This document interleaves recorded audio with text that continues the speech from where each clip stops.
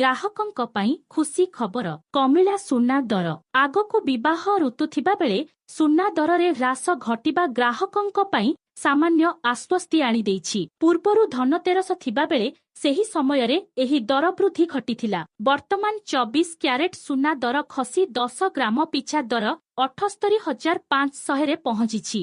ସେହିପରି 22 କ୍ୟାରେଟ୍ ସୁନା ଦର ହ୍ରାସ ପାଇଁ 10 ଗ୍ରାମ ପିଛା 72,000 ଟଙ୍କା ରହିଛି। ଗତ କିଛି ଦିନ ଧରି ବଢି ଚାଲିଥିଲା ସୁନା ଦର।